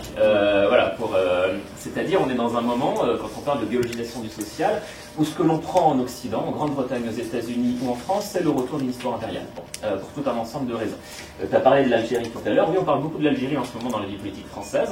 On dit aussi aux États-Unis que, effectivement, autour d'Elon Musk, des barons de la Silicon Valley, ce sont des Sud-Africains, par exemple, qui, parce que l'Afrique du Sud a été le conservatoire d'un certain racisme, dans un moment réactionnaire de l'histoire états-unienne, deviennent des gens qui arrivent sur le devant de la scène. Bon. Ce qu'on dit moins, c'est que cette histoire, elle se passe aussi au Royaume-Uni, par exemple, mais un peu aux États-Unis. Si vous avez regardé, par exemple, la cérémonie de victoire, pas celle d'investiture de Donald Trump, la personne qui parle juste après Elon Musk et ses deux saluts nazis, c'est Kash Patel. Et Kash Patel, le premier truc qu'il raconte quand il monte sur scène, c'est de dire, écoutez, moi, en fait, l'Amérique m'a fait rêver, je suis un migrant, mais mon père a fui l'Ouganda et il a fui un génocide dans les années 70, et je suis l'héritier de cette histoire. Et en fait, cette histoire-là, on l'a déjà entendue plusieurs fois en Occident, ou dans le Parti conservateur britannique chez les Tories, où vous avez Rishi Sunak, qui a le même type d'histoire, Suella Braverman et Priti Patel, et qui sont en fait des Indiens, enfin des Britanniques d'origine indienne, qui viennent pas d'Inde, mais qui sont passés par l'Afrique orientale, dans les moments de décolonisation, où ils ont vécu précisément des moments où ils étaient d'anciennes minorités dominantes, exactement comme les Sud-Africains en Afrique du Sud, et ils ont été obligés de migrer parce qu'en fait, cette domination s'est renversée. Ils jouent les dominants persécutés. Et en fait, c'est une identité qui ne peut ne pas être opératoire, parce qu'en fait, ils sont jamais que 30 000 à fuir au Royaume-Uni, mais qui devient opératoire dans des moments réactionnaires, parce que c'est des gens qui sont porteurs d'une mémoire racialisée, d'une manière d'y réagir. Et donc c'est pour ça qu'aujourd'hui, qui sont parmi les plus racistes dans la vie politique britannique, soit les Braverman qui met en place le Rwanda Deal, où il faut déporter les demandeurs d'asile au Rwanda, Priti Patel, c'est le même genre de personne dans le gouvernement de Rishi Sunak. Ils ont tous ça en commun, c'est des Indiens d'Afrique de l'Est. C'est-à-dire qu'ils étaient dans une situation sociale favorable. Ouais, alors au Royaume-uni, oui. Mais en fait, c'est une histoire à plusieurs départs. C'est-à-dire que c'est des gens dont les parents, en fait, ont fui l'Afrique de l'Est, Ouganda ou Kenya, dans les années 60. En Afrique, les parents étaient dans des situations... Des réseaux commerçants dominants, bien sûr. Ah, ok, d'accord. Voilà. Et en fait, ils ont fui parce qu'au moment de l'indépendance, cette position qui repose en fait sur la tripartition raciale de la colonisation, elle est menacée. Il y a des gens qui arrivent à la maintenir pour tout un ensemble de stratégies, mais eux, en fait, ils font partie des perdants. Bon. C'est un peu comme les Libanais au Sénégal. Oui. Sauf que là, aujourd'hui, c'est un peu comme si on avait, aujourd'hui, dans le Rassemblement National, 4 ou 5 Libanais, ou gens d'origine libanaise, qui seraient, tout à fait au premier plan, en vérité. Ils sont chez les Républicains. Voilà, mais voilà. Et en fait, ça fait réfléchir, justement, et c'est vrai de rebondir à plusieurs questions que tu as posées. Il faut arrêter avec le nationalisme méthodologique. On ne fait pas de l'histoire de la France, du Kenya ou des États-Unis, on fait de l'histoire effectivement, alors globale c'est difficile, mais connectée en tout cas. Le cadre national d'analyse du politique, en fait, dès qu'on fouille un peu sérieusement les sujets, il a tendance à péter, quoi. Donc en fait, il faut parler de circulation, il faut parler de contextes globaux et impériaux, donc aussi d'un point de vue historique, de ce dont on parle. Voilà. Et on ne peut pas comprendre, à mon avis, le tournant conservateur de nos sociétés occidentales sans les rapporter à une histoire globale impériale. Et est-ce que tu penses que ça, c'est transposable en France ou c'est quand tu dis contexte global, ouais. Moi je sais pas, mais je suis pas un spécialiste du tout d'histoire politique. Et j'ai l'impression que c'est peut-être moins vrai en France, où quand même l'histoire post-coloniale elle prend plus de place que l'histoire globale. Est-ce que c'est vrai? En fait, c'est les deux. En fait, il y a un piège à parler d'histoire coloniale. Alors quand je dis l'Empire revient, oui, mais en fait, il n'y a pas de continuité immédiate et figée du passé impérial. Le passé impérial est ressurgi parce que le présent est favorable à ça. Parce qu'on a un passé qu'on réactive et qu'on relie en fonction construction de problématiques du présent. Et c'est tout le piège du postcolonial, c'est de penser en fait, de réifier le colonial, d'en faire un passé figé, comme si sa mémoire en fait, elle survivait intacte à travers le temps et que les compromis qui se fixaient à l'indépendance se transmettaient tels quels, comme dans de l'ambre, et étaient simplement révélés aujourd'hui. Mais c'est pas vraiment ça qui se passe. Le racisme, effectivement, des Elon Musk aux États-Unis, la thématique algérienne telle qu'elle apparaît aujourd'hui dans la vie politique française, la thématique indo-africaine dans la voix des conservateurs britanniques, c'est une histoire réinventée, c'est une mémoire personnelle réinventée qui n'a pas nécessairement été vécue comme ça. Et parmi les 30 000 Indiens qui fuient l'Afrique de l'Est dans les années 70, tous n'ont pas cette trajectoire-là. C'est simplement parce qu'on a un contexte au présent qui réactive cette histoire et permet de la réinterpréter de cette manière-là.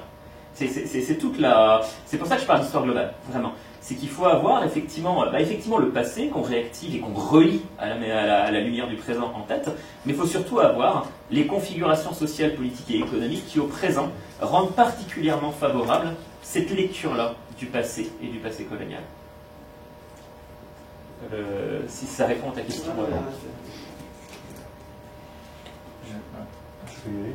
Ouais, je vais peut-être pour Stanislas, tu as parlé de Sayed sur les générations d'immigrés. Est-ce que tu as des informations, tu disposes d'informations sur la génération des enfants des joueurs que tu as étudiés? Est-ce que leur trajectoire et leur position sociale aujourd'hui dénotent justement une ascension sociale dans la continuité de ce qu'ont connu leurs pères joueurs de foot?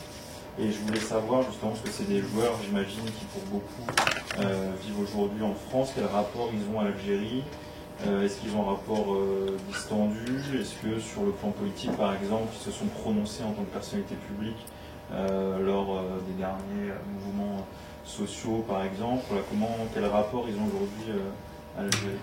Voilà, j'ai pas du tout interviewé les enfants. Ça aussi, ça pourrait être... Alors, il y a un autre projet, ça serait d'interviewer les femmes des joueurs de l'équipe du FLN, mais il n'y en a plus beaucoup. Bon, en gros, de ce que j'ai compris, très vite, les footballeurs, même de l'époque coloniale, ont très vite vu la direction qu'était en train de prendre l'Algérie algérienne après 62, une direction autoritaire, de plus en plus tournée vers le socialisme puis la religion, et ces footballeurs-là, notamment ceux qui ont fait partie de l'équipe du FLN, ont été quand même assez déçus et assez déçus, et puis beaucoup sont montrés au moment des événements de la décennie noire pour protéger notamment leur famille. Alors certains ont été footballeurs, parmi les enfants. Moi je peux parler d'un des fils de Nasser Guedjoura qui est devenu footballeur professionnel, mais c'est le seul à ma connaissance. Alors la plupart d'entre eux, ils ont grandi entre les deux pays, parfois entre les deux cultures. En fait, ça demanderait vraiment une enquête pour pouvoir vraiment te répondre de manière... Voilà. Mais en tout cas, on voit que ça fait de la casse aussi jusqu'où la performance peut amener, quoi. Mais ça fait de la casse surtout là-bas, en fait.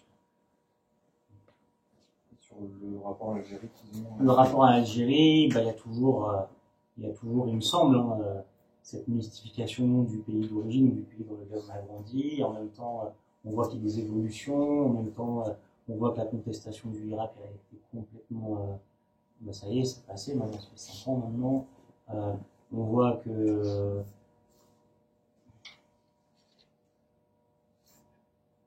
ça demanderait aussi, des recherches plus abouties. Mon terrain, je l'ai fait il y a 15 ans. Les choses ont changé. Mais par contre, ce que je vois, et c'est quelque chose de nouveau, c'est que, et ça rejoint un petit peu tout ce dont tu parles, sur le durcissement en fait de toutes ces relations, c'est-à-dire le traditionnalisme, la violence aussi de la politique, fait qu'il y a des footballeurs d'origine algérienne que j'ai rencontrés, très fiers d'être français. La France leur a vraiment tout donné, fiers de grandir, fiers dans cet entre-deux. Et certains sont en train de se poser la question de redemander leur nationalité algérienne pour passer leur retraite. Je ne pense pas que ce soit des cas isolés, en fait. C'est-à-dire que là, ils voient le FN qui est aux portes du pouvoir. Et jusqu'à présent, ils se disent qu'ils vont être peut-être même plus tranquilles dans l'Algérie de leurs parents que dans la France dans laquelle ils ont vécu toute leur vie. Voilà. Donc voilà, et alors ça fait penser, c'était une des perspectives de ma thèse, c'était ce qu'on appelle les reverse migrations.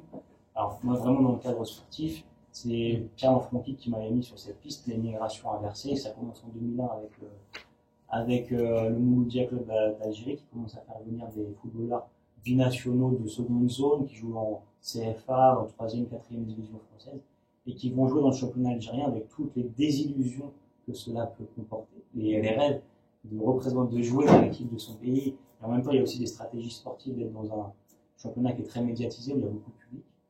Tremblant, hein, évidemment, pour pouvoir rebondir après en Europe. Et c'est ce qu'on appelle les reverse migration. Ça fait 25 ans et aujourd'hui, il y a 10% des effectifs du championnat algérien, algérien qui est composé de joueurs binationaux. Donc ça s'est vraiment développé. Et là, il y a vraiment aussi un terrain de recherche que j'avais évoqué déjà il y a 15 ans dans la perspective de ma thèse, mais que j'ai pas encore du tout étudié. Mais il y a quelque chose à faire là. Avec la question des agents et tout aussi. Moi j'ai une question, parce que c'est aussi, je pense, l'objet aussi de ce séminaire, c'est quel est le corps finalement des joueurs algériens? Quelle représentation, notamment sportive, corporelle, liée à la performance, ils s'associent ou on les associe? Je pense à ça parce que effectivement, dans toute la gamme des joueurs que tu cites et qui ont été notamment les plus marquants dans l'histoire algérienne, c'est souvent, et quand Mekoufi est décédé, je me souviens de Larquet qui parlait de ça, qui disait qu'il avait tout appris du terrible de lui. Et Jacquet dit pareil. Jacquet, oui, voilà. Et donc, il y a toujours cette surreprésentation des joueurs dribbleurs en algériens, maghrébins, parce qu'on a une continuité avec l'affaire des quotas d'il y a peu de temps du PSG où ils recrutaient et ils éliminaient en fonction de l'origine ethnique des joueurs parce que vous avez besoin de tel type de joueurs, Puis on connaît toutes les polémiques dans l'histoire, notamment du football récent, liées justement à l'usage des corps en fonction de l'origine migratoire.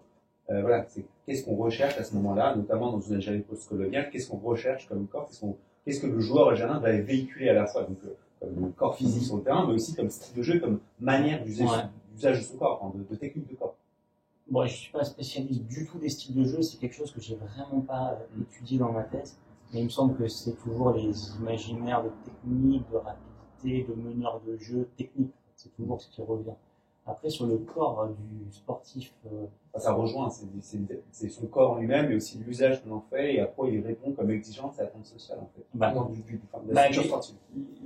Je crois que les exigences sociales du footballeur algérien ou immigré en général, c'est toujours de montrer patte blanche, c'est toujours de montrer qu'il est loyal, qu'il est fidèle, et je crois que ça renvoie quand même très clairement à un imaginaire colonial qui a bien montré notamment Nicolas Boncel, qui était mon directeur de thèse, sur... l'imaginaire, l'Algérien c'est le four, c'est le traître, c'est toujours celui dont on doit se méfier. Et je crois qu'il y a eu quand même beaucoup de choses qui sont sorties avec Benzema, l'affaire Benzema. Je crois que c'est quand même quelque chose d'intéressant. Mais au-delà de ça, on traite souvent l'équipe de France. Il me semble récemment, notamment avec les bouquins de Stéphane Beau sous l'angle social, d'accord, donc c'est des racailles. Mais je crois qu'il y a une clé d'entrée, et il me semble qu'il n'a pas du tout exploré, c'est l'angle de la religion et l'angle de la conversion. Et en fait, il me semble qu'il faut absolument parler de l'équipe de France, surtout l'équipe de France de 2010, etc. C'est celle des convertis, c'est celle de la nourriture halal, c'est celle qui est menaçante en fait. C'est celle qui revendique, c'est celle qui est menaçante, c'est celle à laquelle on ne peut pas se fier. C'est la nourriture halal. Ça avait été démenti, ça, la nourriture halal. La présence de nourriture halal, ça avait été démenti par les joueurs.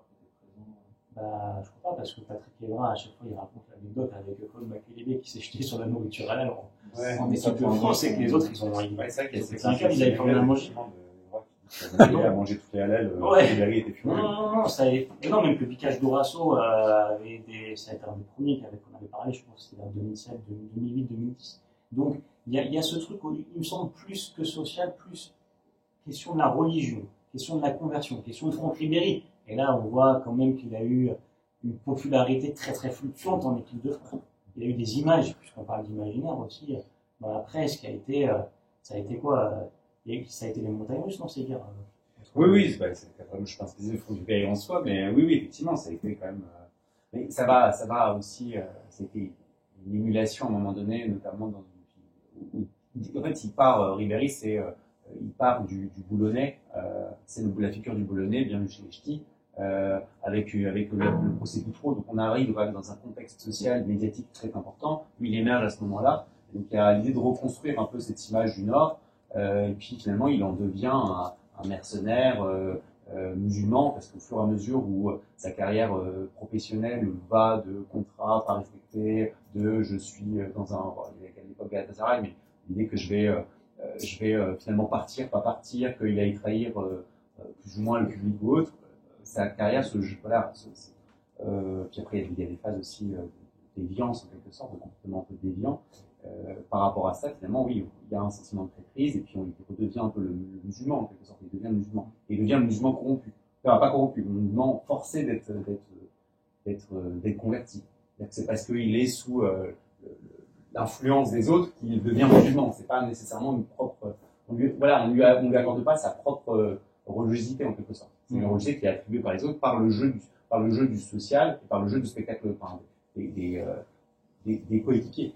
Ces coéquipiers qui sont là présents musulmans, qui eux on n'entend pas trop, et ça, Ribéry, il est un peu, c'est l'opposition, voilà, c'est beaucoup plus Ribéry. Quand Roselyne Bachelot, elle en parle un peu en scène nationale, elle oppose les vilains malmenés, effectivement, et le petit blanc vient sous le rapport. Donc en fait, il y a vraiment cette idée-là que même dans ce rapport-là, quand on est un blanc musulman, il y a l'idée que finalement, en fait, on n'est même pas agent en quelque sorte de sa propre action.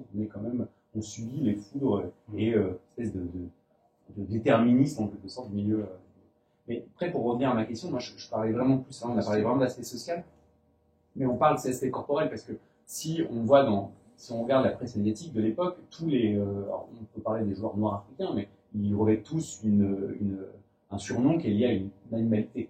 On parle de Salif Keïta, la panthère, et c'est en ce sens que je questionnais plutôt qu'est-ce que l'Algérien va théâtraliser, va mettre en évidence de par son jeu, et quel élément, quel surnom, quelle représentation va donner, qui peut à la fois être bienveillante, mais aussi péjorative. Voilà. À quoi on va le réduire, quel réductionnisme animal.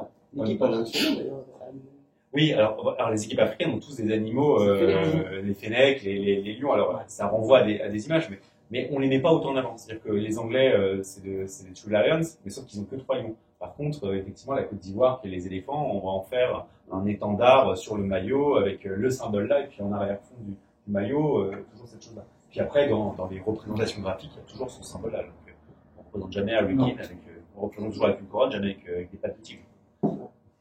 En fait, ça demanderait, pareil, c'est un peu ce que je parlais sur les perspectives, de faire une vraie enquête approfondie sur, on prendrait l'équipe sur 50 ans, plus ou moins, le monde.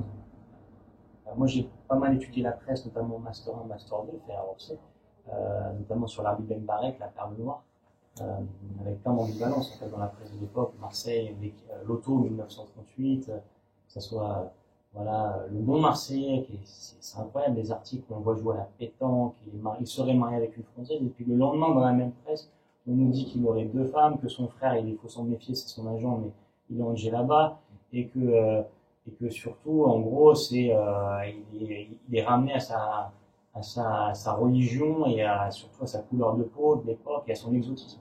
Donc il y a une ambivalence qui est souvent très développée dans la presse. On ne peut pas dire autre chose.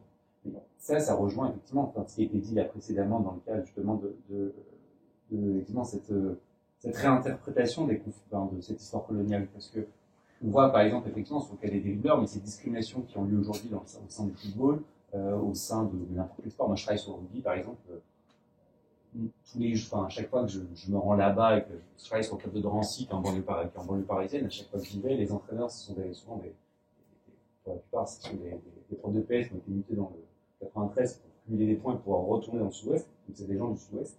Et ils ont une représentation des corps quand même très très particulière, c'est-à-dire que les corps noirs sont des corps, même aujourd'hui, après c'est des enfants issus même de la 3e génération, ce sont des corps noirs qui ont une génétique de l'explosivité, ils n'ont pas cette intelligence, j'ai entendu intelligence de jeu, mais ils parlent de ruse en quelque sorte, c'est-à-dire que quand tu es dans une mêlée, tu ne mets pas de crampons, tu t'amuses pas à déstabiliser l'adversaire, parce que c'est trop pur, et quand tu prends des coups, au contraire, tu as une espèce de pureté d'âme, qui fait que, même une naïveté. Donc moi, hier soir, j'ai essayé hier soir, on parle d'un jeune joueur, il me dit lui il est pas rusé, il a pas d'intelligence. Je fais c'est quoi être rusé? Il me dit il a pris des coups au match dernier, ça fait on a tamponné les crampons dans les côtes. il s'est relevé et tout le monde lui a dit non mais reste au sol, on gagne des points et tout ça. Et la première chose qu'il dit c'est bah non j'ai pas mal.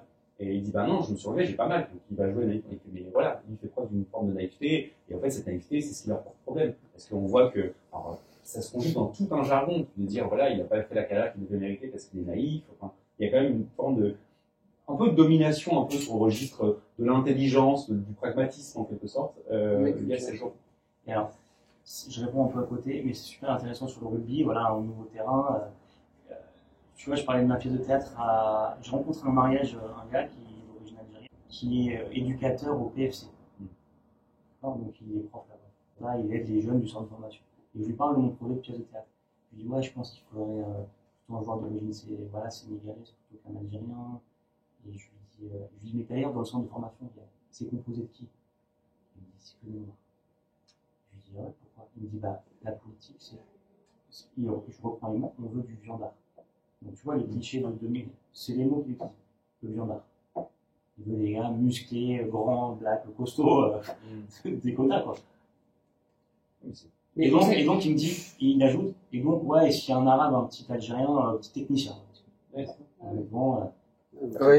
je pense que l'échange très intéressant montre qu'on racialise pas tout à fait de la même manière les Noirs et les Arabes. Et pour les Noirs, c'est clairement dans le corps, c'est clairement biologisé, c'est clairement animalisé.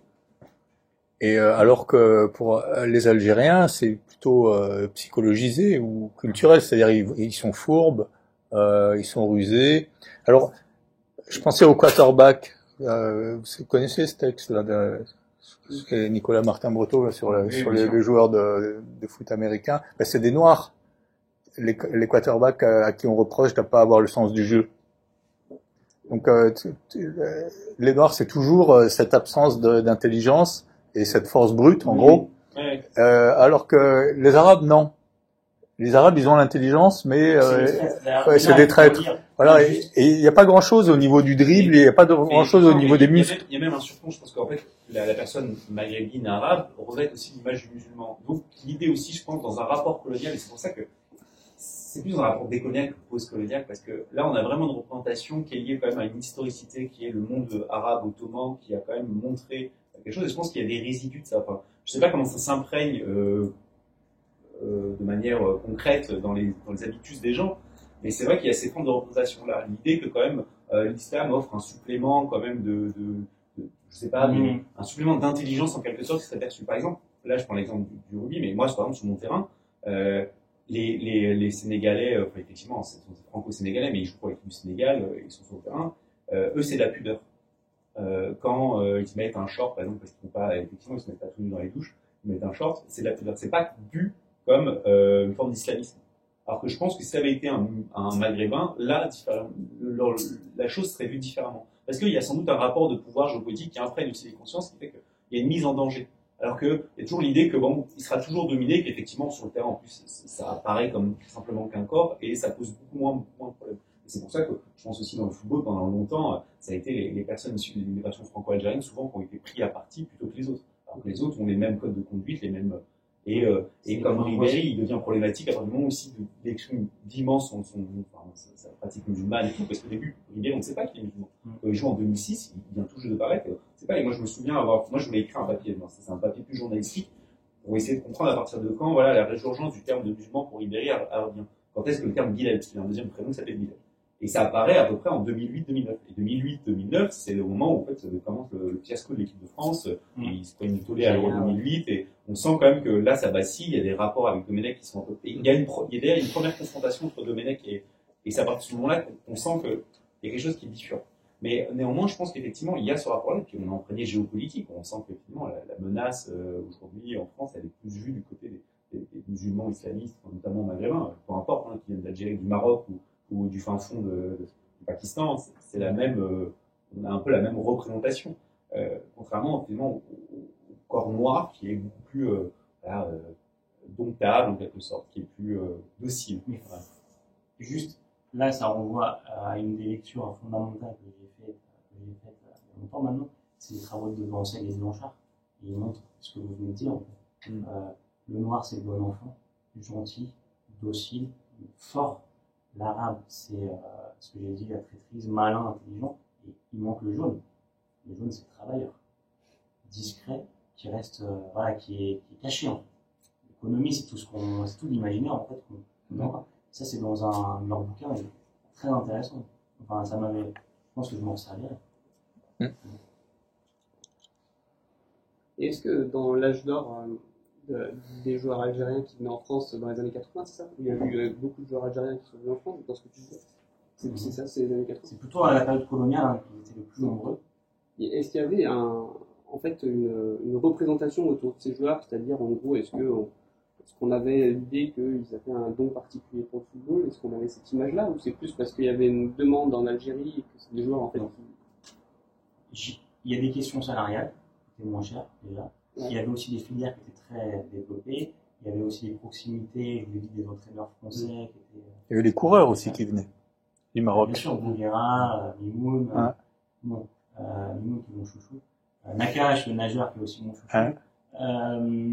Mais sur la question des représentations, vraiment, je ne peux pas vraiment te dire parce que c'est la presse qui va vraiment, la presse de l'époque. En tout cas, s'ils sont là, c'est qu'ils répondent à une demande. Ouais. Et donc, c'est des joueurs qui sont déjà formés, parce que quand ils partent d'Algérie, ils sont déjà forts, en fait. Il n'y a pas de décalage, en fait, quand ils arrivent d'un club algérien, qu'ils soient musulmans ou européens d'Algérie, ils arrivent en métropole, ils s'adaptent relativement facilement. Mekoufi, quand il arrive à 18 ans de Sétif, il arrive à Saint-Etienne, il joue, et il va remporter plusieurs titres, un ou deux titres de championnat de France, avant de partir avec l'équipe du GPN. Donc, les meilleurs d'entre eux jouent. Donc, ils sont déjà bons. Ouais, j'ai une petite question sur les Algériens qui ne sont pas les seuls travailleurs sportifs racisés en France. Ils sont aux côtés des Noirs, ils sont aux côtés... Et comment ils se positionnent? Est-ce qu'il y a une hiérarchie avec le blanc, l'arabe, le noir? Est-ce qu'ils ont une solidarité de racisés? Ou est-ce que ça se joue que entre musulmans? Je sais pas, le football étant un milieu ultra individualiste, la manière dont il est vécu, la manière dont on en parle,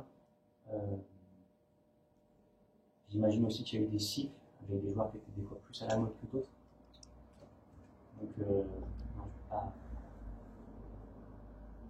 Je me souviens d'un article de Choquet en course à pied où il mentionne ça, du fait qu'il parle des coureurs marocains et il dit il y a des coureurs en fait qui voient l'arrivée des Kenyans, des Éthiopiens comme quelque chose de très négatif parce que du coup c'était un peu leur chasse gardée, les courses françaises, et là du coup il y a une concurrence. Derrière les prix. C'est ça. C'est tout ce que montre Choquet, la précarité du métier de coureur marocain en France, la domination. Donc ils vont arriver de nouveaux pays entre guillemets pas émergents, mais peut-être moins proches de par l'histoire de la métropole, de la France, enfin, l'ancienne métropole. Ils ne comprennent pas ce qui va arriver, parce qu'ils voient des concurrents. Ça rejoint ce que tu disais de sur le fait de prendre globaliser les choses de manière plus globale. Merci. Merci à vous. Partagez, commentez, abonnez-vous, car enseigner, c'est répéter.